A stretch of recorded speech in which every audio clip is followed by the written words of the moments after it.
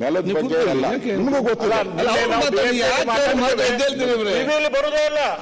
ನಮ್ಮಲ್ಲಿ ವಿರೋಧ ಮಾತಾಡ್ಬೇಕಾದ್ರೆ ಟಿವಿ ಬರ್ಬೇಕು. ಅವ್ರಿಗೇನು ಇನ್ಸ್ಟ್ರಕ್ಷನ್ ಐತಿ ಕವರ್ ಮಾಡಬೇಡ್ರಿ.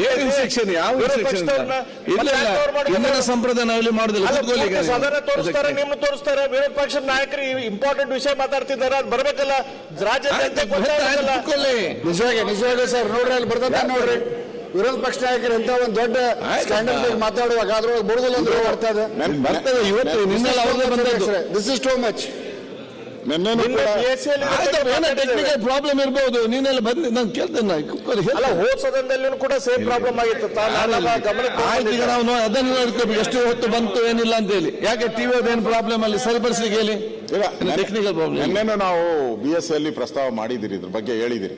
ನಮ್ದಲ್ಲ, ಮಾಧ್ಯಮದವರು ಹೇಳ್ತಾ ಇದ್ದಾರೆ, ಸರ್ ನಾವು ಇವ್ ಗಲಾಟೆ ಆದ್ರೆ ಧಿಕ್ಕಾರ ಕೂಗಿದ್ರೆ ಅದು ಬರೋದೇ ಇಲ್ಲ ಅಂತ ಹೇಳಿದ್ದಾರೆ. ಅವರೂ ಹೇಳಿದ್ದಾರೆ.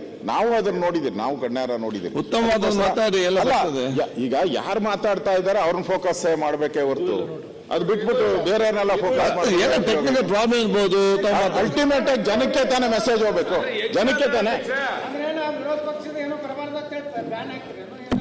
ಈಗ ನಾನ್ ನೋಡ್ತಾ ಇದ್ದಲ್ಲಿ ಹೇಳಿ ಆಯ್ತು, ಅವ್ರು ಹೇಳ್ತೇನೆ. ಈಗ ಮಾತಾಡ್ಲಿಕ್ಕೆ ಟೈಮ್ ಆಯ್ತು. ಹೇಳ್ತಾನೆ, ಹೇಳಿ ಕಲಿಸಿದಾರಲ್ಲ, ಹೇಳಿ ಕಲಿಸಿದ್ದಾರೆ, ಸರಿ ಮಾಡ್ತೇನೆ, ಮಾತಾಡಿ. ನೀವು ಅವರ ಕೋಪವನ್ನು ಇದ್ರ ಮೇಲೆ ಮುಗಿಸ್ಬೇಡಿ. ಸಬ್ಜೆಕ್ಟ್ಗೆ ಬನ್ನಿ ಈಗ.